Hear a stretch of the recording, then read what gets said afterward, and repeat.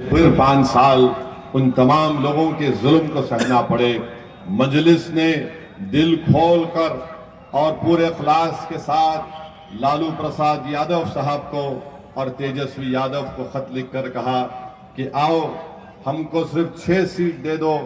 5 हमारे विधायक एमएलए तो पिछली मर्तबा कामयाब हो चुके थे, बावजूद इसके कि हमारे 4 विधायक को राजद ने खरीद लिया। उन बेईमानों ने अपनी जमीर को बेचकर अवाम को धोखा किया। हमने आगे बढ़कर कहा कि आओ, मगर अगर वो इसकी कमजोरी की निशानी समझते हैं तो इसकी इनकी नादानी है।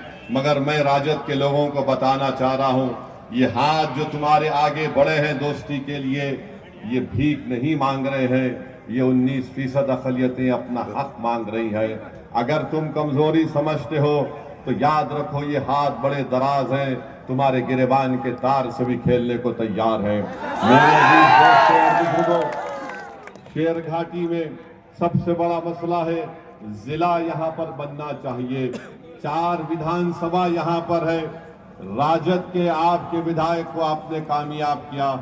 नीतीश कुमार मुख्यमंत्री है, 20 साल से मुख्यमंत्री है, मगर शेरघाटी की जनता चाहती है कि यहाँ पर इसको जिला बनाया जाए, उसको नहीं बना सके। यहाँ के नौजवान के पास कोई नौकरी नहीं है। नीतीश कुमार ने, मोदी ने यहाँ के नौजवानों को, बल्कि बिहार के नौजवानों को इनकी बेरोजगारी, उनका मुकद्दर बना दिया। आज आप देखते हैं कि पलायन होता है। हर नौजवान 17-18 साल का होता है तो उसको अपना घर छोड़कर हिंदुस्तान के कोने कोने में जाना पड़ता है ताकि गरीबी और मुफलिसी का इसका परिवार या वो खुद शिकार ना हो जाए।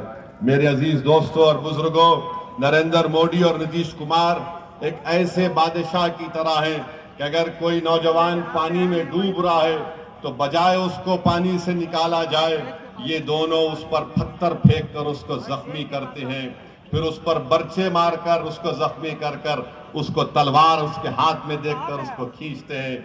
ये इनका तरीका है नौजवानों को बचाने का। यहाँ पर अस्पताल भी नहीं है, यहाँ पर एक अस्पताल भी नहीं है। मुझे यकीन है कि इंशाअल्लाह ताला अगर आप जनाब शान अली खां को यहाँ से अपना विधायक बनाएंगे तो यकीनन किसानों से भी इंसाफ होगा। यहाँ पर एक बड़ा अस्पताल बनेगा और मैं आपसे वादा कर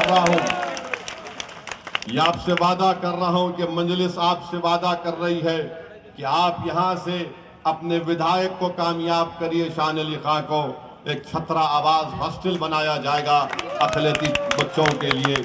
मेरे अजीज दोस्तों और बुजुर्गों, मैं जानता हूं यहां पर माफिया भी है, और एक माफिया है लाल पानी का, शराब का एक माफिया है, बालू माफिया है, और एक सियासी माफिया है।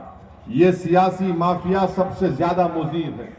ये सियासी माफिया शेरघाटी के गयूर अवाम को और बिलखुसूस हमारे नौजवानों को समझता है कि इनकी कोई हैसियत नहीं है। इनकी हैसियत इतनी है कि इनसे वोट लो और इनको भूल जाओ।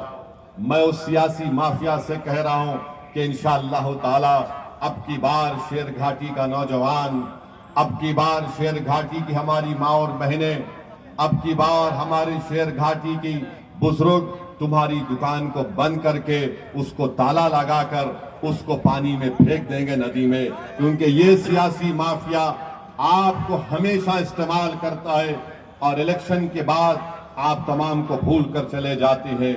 आज वक्त आया है कि हम विधानसभा के चुनाव में इस सियासी माफिया को पतंग छाप के निशान पर बटन दबाकर आप मजलिस इत्तेहादुल मुस्लिमीन को कामयाब करिए।